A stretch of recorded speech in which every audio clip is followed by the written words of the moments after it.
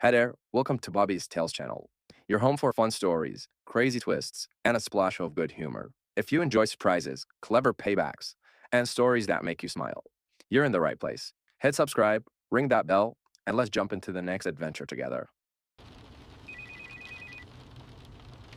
Hey, I've got something important. Really important. I think you're the only one who can help me. The rain hammered my windshield like 1,000 angry fists, each drop catching the neon glow of the city's dive bars and pawn shops. I'd been driving this cab for 3 months now. 3 months since the restructuring at Tech Core Solutions left half the IT department jobless and the other half scrambling. At 42, I'd gone from debugging enterprise software to navigating drunk college kids through Cleveland's potholed streets. My name's Jack Brennan, and I used to think I knew what rock bottom looked like. I was wrong. Driver, you hearing me back there? The voice came from my back seat, smooth as expensive whiskey. I glanced in the rearview mirror at the couple who'd flagged me down outside the Meridian, one of those pretentious lounges where a martini costs what I used to make in an hour. The man wore a tailored suit that probably cost more than my monthly rent. His arm draped possessively around a woman in a black dress that left little to the imagination. She was turned away from me, her auburn hair cascading over bare shoulders, laughing at something he'd whispered in her ear. "Yeah, I hear you," I said. "Where to?" "The Riverside Lofts. You know it?"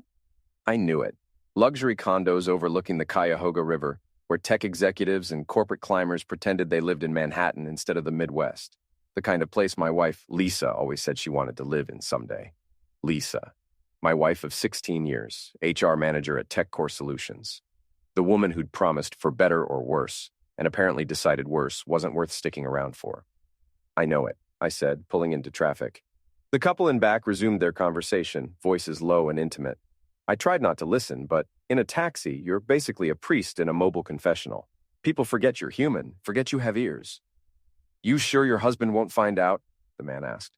My hands tightened on the wheel. "He's working late again," the woman said. "Always working late. Or so he says. Probably playing video games in that pathetic basement of his. That voice, Jesus Christ, that voice. I knew that voice like I knew my own heartbeat. I'd heard it whisper, 'I love you' on our wedding day. I'd heard it scream during childbirth. I'd heard it lie about working late at the office for the past 6 months. My eyes flicked to the rearview mirror again. The woman turned slightly, and in the neon wash of a passing liquor store sign, I saw her face clearly. Lisa, my wife, in my cab, with another man's hand sliding up her thigh. "He's such a loser," she continued, oblivious. "Lost his job, can't even provide for his family anymore. My daughter's embarrassed to bring friends home because her dad drives a taxi now." Our daughter, Emma, 15 years old and already learning that love was conditional. That loyalty expired when the money ran out. The man laughed, a sound like breaking glass. "Well, you won't have to worry about that much longer, will you? Once the divorce goes through, you'll get the house, half his pension, probably alimony, and you'll have me." God, Brandon, don't make me wait that long. Brandon having Zex Hartley, Lisa's colleague, the VP of operations who'd been at our house for work dinners a dozen times over the past year. The guy who'd clapped me on the shoulder at the company Christmas party and told me I was lucky to have such a dedicated wife. I should have said something, should have slammed on the brakes, turned around and confronted them right there. But something stopped me. Maybe it was shock. Maybe it was the part of my brain that had survived 20 years in IT, the part that knew you don't reveal your hand until you've gathered all the data. So I drove, kept my mouth shut, let them think I was just another invisible service worker beneath their notice, unworthy of basic human decency. They kissed in the back seat, wet, sloppy sounds that made my stomach turn. Lisa moaned softly, and I wondered if she'd ever made that sound for me, or if that was reserved for men with corner offices and six-figure salaries. "You're so much more of a man than he ever was," Lisa breathed. Brandon chuckled. "That's a pretty low bar, sweetheart." The Riverside Lofts appeared ahead, all glass and steel and pretension. I pulled up to the entrance, my hands shaking so badly I nearly hit the curb. "That'll be $18.50, I said, my voice somehow steady. Brandon pulled out a 20, tossed it over the seat without looking at me. "Keep it, $1.50 tip, for driving his mistress, my wife." They climbed out, Brandon's hand on Lisa's buttocks as they walked toward the building. She stumbled slightly in her heels, the black ones I bought her for our anniversary 2 years ago. Brandon caught her, pulled her close, kissed her again under the building's bright entrance lights. And then, just before they went inside, Lisa turned back. Our eyes met in the rearview mirror. I saw the exact moment recognition hit her. Her face went white, then red, then white again.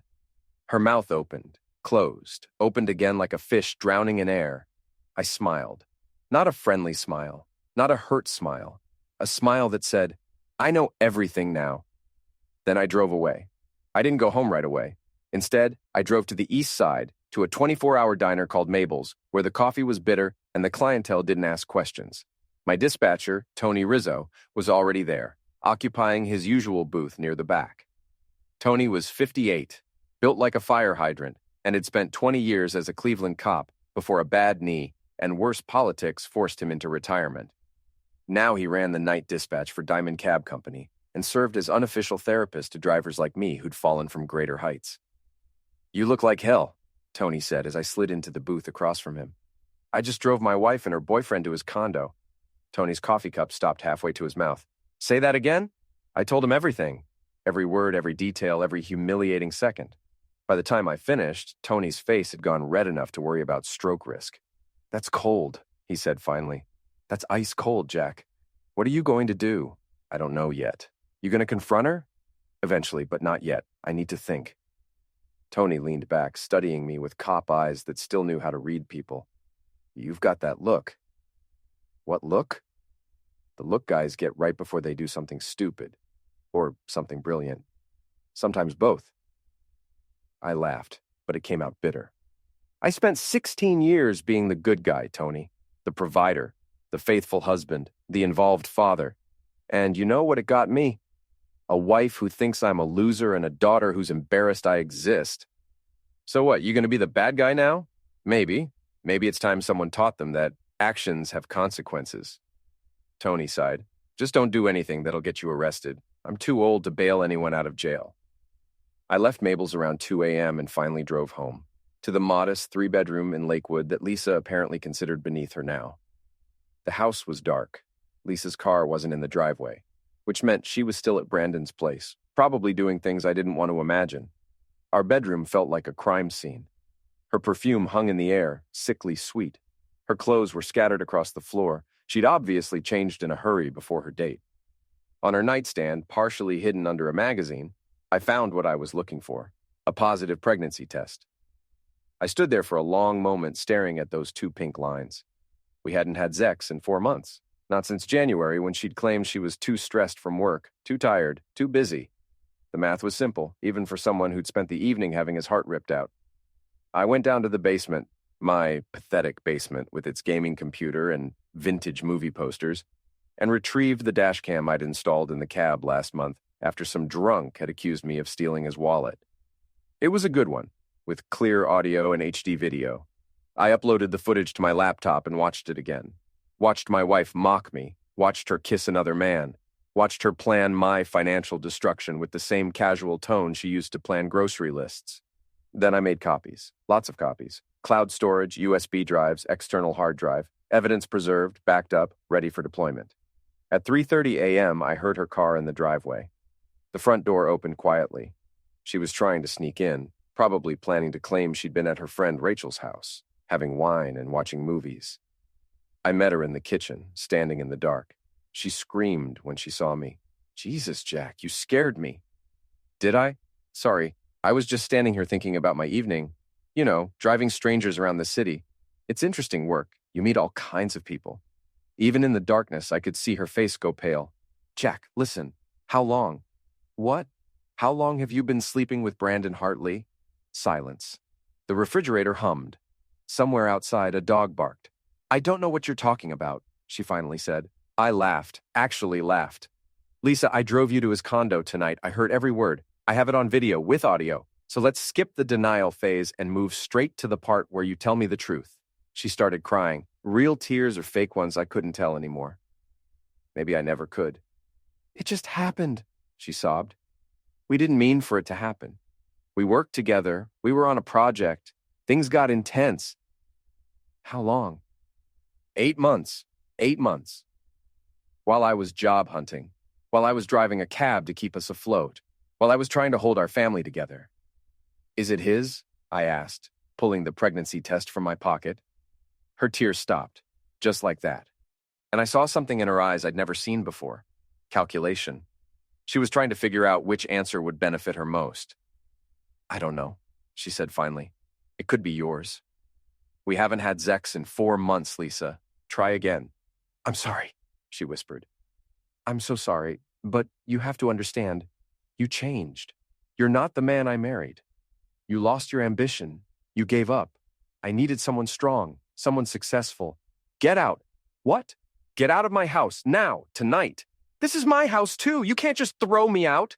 Watch me. You've got 30 minutes to pack a bag. After that, I'm calling the cops and telling them there's an intruder. You coward. You'll regret this. I'll take you for everything you have. You mean the house with the mortgage we're barely paying? The car that's 8 years old? My taxi driver salary? Good luck with that.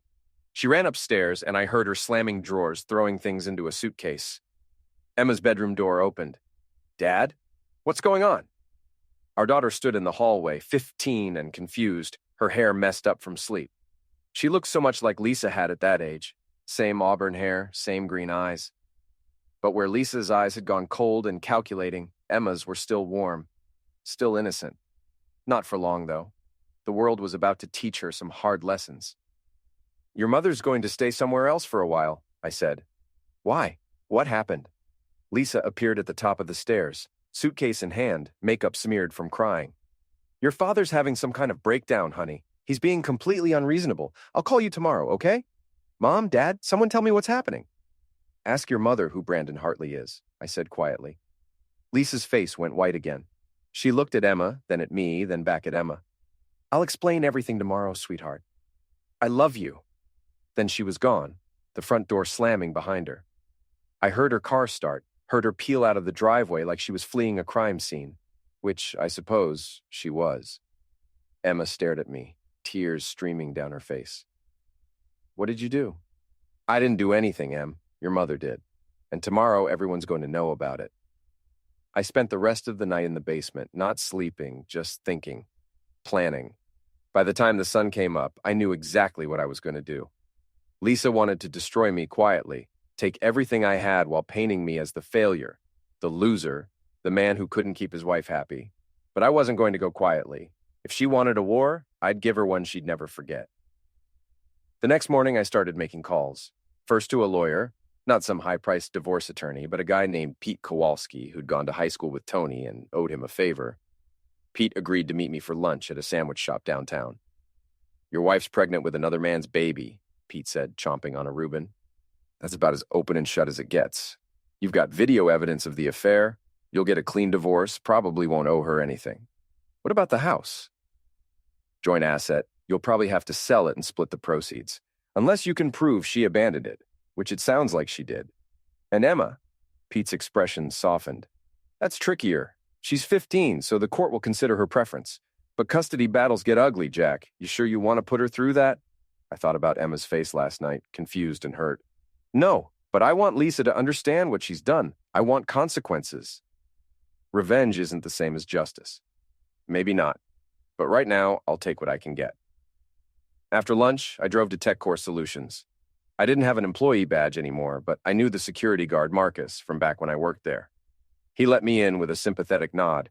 Everyone knew about the layoffs, about how the company had screwed over loyal employees to pad executive bonuses. I found Rachel Chen in her cubicle on the 3rd floor. Rachel was Lisa's best friend, or so I'd thought. They'd worked together for 5 years, had girls' nights out, shared secrets. If anyone knew about the affair, it was Rachel. Jack. Rachel looked up from her computer, surprised. What are you doing here? I need to talk to you about Lisa. Her expression shifted, became guarded. I don't think that's appropriate. She's been sleeping with Brandon Hartley for 8 months. She's pregnant with his baby. And based on the conversation I overheard last night, you knew about it. Rachel's face confirmed everything. She'd known. She'd helped Lisa hide it, probably covered for her, provided alibis. Rachel, I'm not angry at you. I lied. I just need to understand. How did this happen? When did it start? She hesitated, then sighed. Last summer, they were working on the Henderson merger, lots of late nights. Lisa said you'd become distant, that you were depressed about losing your job. Brandon paid attention to her, made her feel valued. One thing led to another. And you didn't think to tell me? It wasn't my place. Lisa's my friend. I had to support her. Even when she was destroying her family. Rachel looked away. I told her to end it, multiple times. But she said she'd fallen in love with him, that you two had grown apart anyway. She said the marriage was already over. The marriage was over because she was sleeping with someone else. Maybe. Or maybe she was sleeping with someone else because the marriage was over. Does it matter which came first? I left before I said something I'd regret, but I'd gotten what I needed. Confirmation that this wasn't some sudden mistake, some drunken indiscretion. This was calculated, sustained, and enabled by people who were supposed to be our friends. Back in the cab that night, Tony radioed me with an address. Got a pickup for you at the Brass Monkey. Guy named Brandon Hartley. My heart started pounding. You're kidding. Nope. Requested a diamond cab specifically. Maybe he doesn't know you work for us. Or maybe he does and he's trying to mess with me. Either way, you gonna take it? I thought about it. Thought about all the ways this could go wrong. Then I thought about Lisa's voice in my back seat last night, calling me a loser, planning my destruction. Yeah, I said, I'll take it. The Brass Monkey was a sports bar near the business district, the kind of place where corporate types went to pretend they were still in college. I pulled up outside and waited. Brandon emerged 5 minutes later, alone, slightly drunk, tie loosened. He didn't recognize me when he climbed in, or if he did, he didn't show it. Riverside Lofts, he said. Sure thing. I pulled into traffic, watching him in the rearview mirror. He was texting someone, smiling at his phone. Probably Lisa. Probably making plans for their future together, in my house, with my daughter, spending money for my destroyed career. Hey, driver, Brandon said. You know what it's like to win? Excuse me? To really win. To take something from someone and make it yours. To be better than them in every way that matters. My hands tightened on the wheel. Can't say I've thought about it much. I'm living it right now. There's this guy, total loser, couldn't keep his job, couldn't keep his wife happy, and I just took her, just like that, because I could, because I'm better. That's so. Yeah, and you know the best part? She's having my kid. So even after we're done, even after I get bored and move on to the next one, he'll have to see my child growing up. A permanent reminder that he failed. Something in me snapped. I didn't hit him and didn't threaten him. Didn't do anything that would get me arrested. Instead, I took a different route, not toward the Riverside Lofts, but east, into the industrial district where the streetlights were broken and the buildings were abandoned. Hey, Brandon said, noticing. This isn't the right way. Just avoiding traffic. There's no traffic at 11 p.m. Where are you taking me? I pulled over in front of a burned-out warehouse, ended the engine, and turned around to face him. Hello, Brandon. Recognition dawned slowly, then all at once. Oh, mess, you're Jack Brennan, Lisa's husband, the loser, the failure, the guy whose life you're so proud of destroying. He reached for the door handle. Locked. Child safety locks. Engaged before he got in. Let me out. In a minute. First, we're going to have a conversation. I'll call the cops. Go ahead. Tell them you're being held hostage by the husband of the woman you've been sleeping with for 8 months.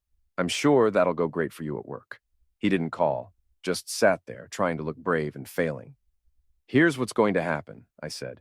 You're going to end things with Lisa, tonight. You're going to tell her it was a mistake, that you're not ready for a relationship, whatever, but you're done. And if I don't? Then everyone at TechCore finds out. Your boss, HR, the CEO. I've got video of you two in my cab talking about the affair. I've got dates, times, locations. I've got enough evidence to get you fired for violating the company's fraternization policy. You're bluffing. I pulled out my phone, showed him a screenshot of the video, volume low but audio clear. His face went pale. That's revenge adult content. That's illegal. No, it's evidence of an extramarital affair captured in a public space.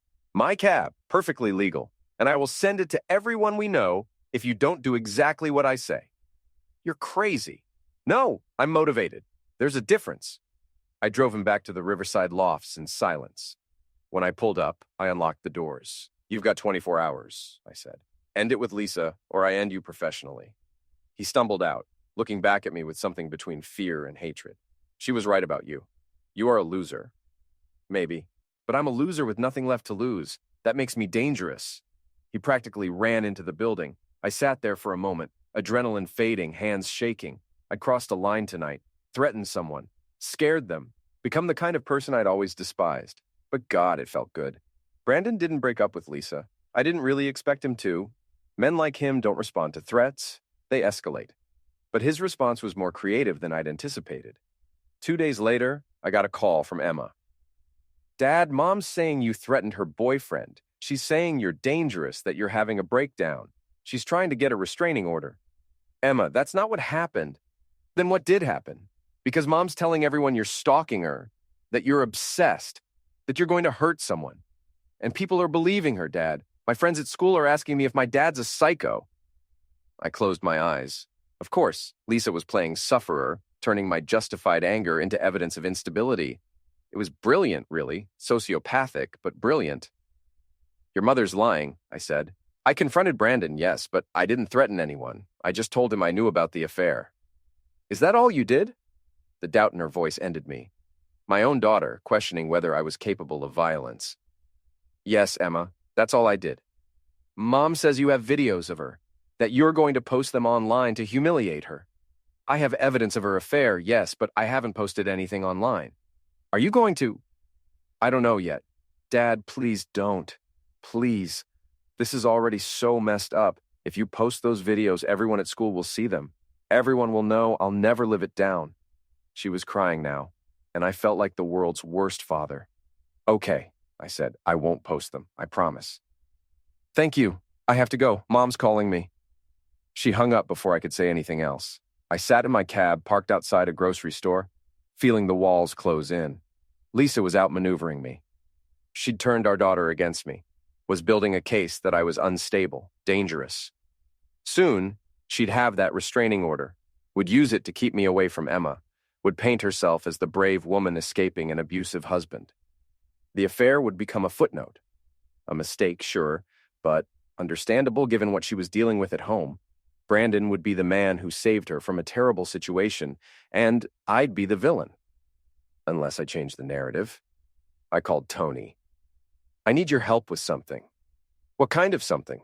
The kind that requires your old cop skills. He met me at Mabel's an hour later.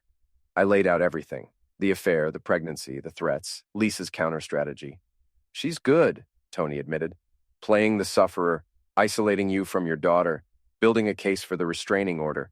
If she gets that order, you're screwed in the divorce. I know. So I need to prove she's lying. I need evidence that she's the one manipulating the situation. What kind of evidence? Financial records would be good. If I can prove she's been spending marital assets on the affair, hotels, restaurants, gifts for Brandon, that's misappropriation. It won't stop the divorce, but it'll hurt her in the settlement. Tony nodded slowly. You still have access to the joint accounts? For now, she hasn't thought to freeze me out yet. Then get everything. Bank statements, credit card bills, everything. Document every penny she spent on him. I spent the next 3 days doing exactly that. Downloaded years of financial records, highlighted suspicious charges, hotels in downtown Cleveland when she claimed to be at conferences, expensive dinners for two when she said she was working late, a $3,000 charge at a jewelry store last Valentine's Day. I'd gotten a card and a grocery store bouquet. The evidence was damning. Thousands of dollars of marital assets spent on an affair. Money that should have gone to our mortgage, our daughter's college fund, our future, but it still wasn't enough. Lisa could claim the charges were work-related, that I was misinterpreting innocent expenses. I needed something more concrete. That's when I remembered Rachel, Lisa's best friend, the one who'd known about the affair from the beginning, the one who'd covered for her, provided alibis, enabled the whole thing. What if Rachel wasn't as loyal as Lisa thought? I showed up at TechCore again, caught Rachel in the parking lot as she was leaving for the day. We need to talk, I said. Jack, I can't. Lisa's trying to get a restraining order against me. She's telling people I'm dangerous, that I threatened her. You know that's not true. Rachel looked uncomfortable. I don't know what you want me to say. The truth, that's all. Just the truth about what Lisa did, how long it went on, how she planned it. You're her best friend, Rachel. If anyone knows the real story, it's you. And if I tell you what, you'll use it to destroy her in court? I'll use it to protect myself and my daughter, because right now, Lisa's rewriting history, making me the bad guy, and Emma's believing her. Rachel was quiet for a long moment, staring at the ground. Then she said, I told her not to do it. I told her it would end badly. But she wouldn't listen. She said she deserved to be happy, that you'd become a burden, that Brandon made her feel alive again. When did it start, the truth this time? Last July. They went to a conference in Columbus, came back different. She told me she'd slept with him, that it was the best sex of her life, that she couldn't stop thinking about him. And you didn't think to tell me? I thought about it every day, but Lisa's my friend, and she begged me not to. She said she'd end it, that it was just a phase, but it didn't end. It got worse. She started talking about leaving you, about building a life with Brandon. I told her she was crazy, that Brandon wasn't the settling down type, but she wouldn't listen. Is the baby his? Yes, she told me last month. She was terrified you'd find out, so she tried to reconnect with you. But you didn't want to, so she panicked. She tried to trick me into thinking the baby was mine.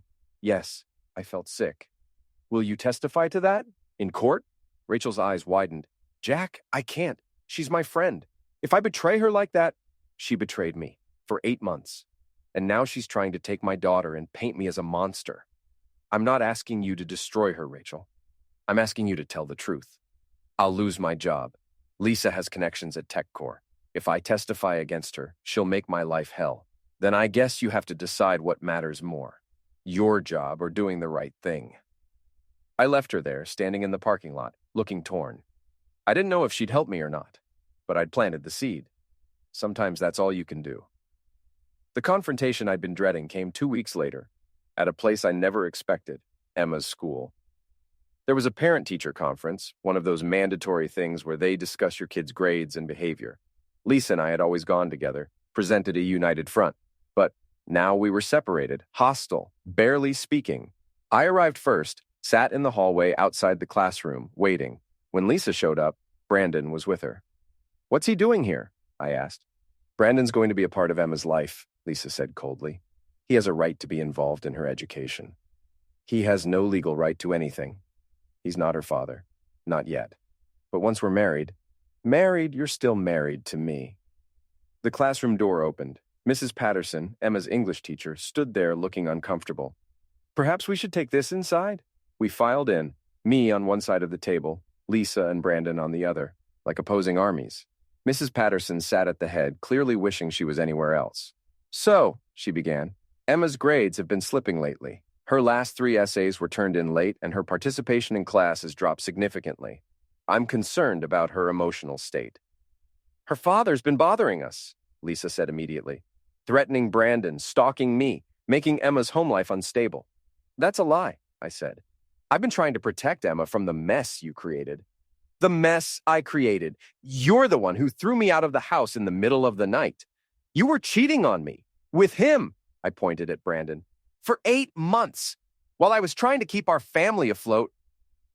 Mrs. Patterson held up her hands. Please, let's focus on Emma. Emma's suffering because her father can't accept that I've moved on, Lisa interrupted. He's obsessed with punishing me instead of letting go. Moved on? You're still married. You're pregnant with another man's child. Brandon finally spoke up. Look, Jack, I understand you're upset, but Lisa and I are in love. We're going to be together. You need to accept that and move forward. Something in me snapped, not violently. I didn't hit him, didn't even stand up, but something cold and clear settled over me, and I knew exactly what I had to do. You're right, I said calmly. I do need to move forward, so let me tell you how that's going to happen. I pulled out my phone, opened my email, and showed them the screen. This is a draft email addressed to everyone at TechCore Solutions, executives, HR, all staff. It contains video evidence of your affair, financial records showing Lisa's misappropriation of marital funds, and testimony from witnesses confirming the timeline. One click, and everyone knows everything. Lisa's face went white. You wouldn't. I absolutely would, unless we come to an agreement. Right now. You can't blackmail us, Brandon said, but his voice shook. It's not blackmail. It's negotiation. Here's what's going to happen. Lisa, you're going to agree to a fair divorce settlement. No alimony, no claims on my pension, and joint custody of Emma. You're going to drop the restraining order and stop telling people I'm dangerous. And if I don't, then everyone knows what you did. Your parents, your friends, your coworkers, Emma's classmates. Everyone. I'll make sure the video goes viral. You'll be the woman who destroyed her family for an affair, who got pregnant by her boss, who tried to manipulate the system to screw over her loyal husband. You're a monster, Lisa whispered. No, I'm someone who's done being nice. You wanted to destroy me quietly, take everything and leave me with nothing, but I'm not going quietly. So you have a choice. Agree to my terms or I burn it all down. Your reputation, your career, your relationship with Brandon, all of it. Mrs. Patterson stood up. I think this conversation has moved beyond Emma's education. I'm going to have to ask you all to leave. We filed out into the hallway. Lisa was crying. Brandon looked furious, and I felt nothing but cold satisfaction. You have 24 hours, I said. After that, I send the email. I walked away, leaving them standing there, finally understanding that they'd underestimated me. That night, Emma called. Dad, what did you do? Mom's freaking out. She's saying you threatened to ruin her life. I gave her a choice, Em. She can do the right thing or face the consequences of what she did. By exposing her, by humiliating her in front of everyone. She humiliated me, Emma, for 8 months. She mocked me, stole from me, lied to you about me, and then she tried to paint me as the villain. I'm just evening the score. This isn't evening the score. This is revenge. Yes, it is, and I'm not sorry. Emma was quiet for a long moment. Then she said, I don't know who you are anymore. I'm someone who's tired of being walked on. I'm someone who finally learned that being nice gets you nowhere. I'm someone who's fighting back. You're someone who's scaring me. She hung up. I sat there in the dark, phone in my hand, wondering if I'd gone too far, wondering if my daughter would ever forgive me. But then I thought about Lisa in my cab, calling me a loser, Brandon bragging about taking what was mine, Rachel covering for them, everyone enabling, excusing, justifying. No. I hadn't gone too far. I'd gone exactly far enough. Lisa agreed to my terms. She didn't have a choice. Not really. The alternative was public humiliation and professional destruction. So she signed the divorce papers, dropped the restraining order, and agreed to joint custody. Brandon, it turned out, was less enthusiastic about playing stepdad once the affair was exposed. He broke up with Lisa 2 weeks after our confrontation, claiming he wasn't ready for the responsibility. Lisa was devastated, but I felt no sympathy. The divorce was finalized on a gray Tuesday in November. We met at the courthouse, signed the papers, and just like that, 16 years of marriage ended. I hope you're happy, Lisa said as we walked out. I'm not, but I'm free, that's enough. You destroyed everything. Our family, our daughter's stability, my relationship. I destroyed nothing, you did that. I just made sure you didn't get away with it. She walked away without another word, and I watched her go, feeling nothing but relief. Emma took it hard. She blamed me for months, refused to stay at my place, barely spoke to me. But slowly, as the truth came out, as she learned about the affair, the lies, the manipulation, she started to understand. I'm still mad at you, she told me one night, 6 months after the divorce. You didn't have to be so brutal about it. Maybe not, but your mother needed to understand that actions have consequences, that you can't just destroy people and walk away clean. Do you regret it? Any of it? I thought about it, really thought about it. No, I said finally. I don't. Your mother tried to make me the villain of her story, so I became the villain of mine. The difference is, I owned it. The real resolution came a year later, at Emma's 16th birthday party. Lisa was there with her new boyfriend, some accountant she'd met online. Brandon was long gone, had moved to another city for a job. Rachel had quit TechCore after the scandal, was working somewhere else now. And I was there with Tony, my dispatcher friend who'd helped me through the worst of it. You did good, kid, Tony said, watching Emma blow out her candles. You fought back. You didn't let them destroy you. I almost destroyed myself in the process. Almost, but you didn't. That's what matters. Emma came over after cutting the cake, gave me an awkward hug. Thanks for coming, Dad. Wouldn't miss it. I'm sorry I was so mad at you for so long. I understand now why you did what you did. You don't have to apologize, Em. You were protecting your mom. That's what good people do. Even when the person doesn't deserve it. Especially then. She smiled, and for the first time in a year, it reached her eyes. That night, driving home in my cab, I was still driving, still scraping by, but it didn't bother me anymore. I thought about everything that had happened. The betrayal, the revenge, the fallout. I'd lost my wife, nearly lost my daughter, and become someone I'd never thought I could be. But I'd also learned something valuable, that sometimes being the good guy means being the bad guy first, that justice and revenge aren't always different things, that standing up for yourself, even when it hurts, even when it costs you everything, is the only way to survive. Lisa had wanted to destroy me quietly, to erase me from her story and move on to her happily ever after. But I'd refused to be erased. I'd fought back, dirty and brutal and without mercy, and I'd won. Not because I'd destroyed her, though I had in a way, but because I'd refused to let her destroy me. In the end, that was enough. That was everything. I pulled up to a red light, watched the rain start to fall, and smiled. They'd wanted a villain. I'd given them one hell of a show.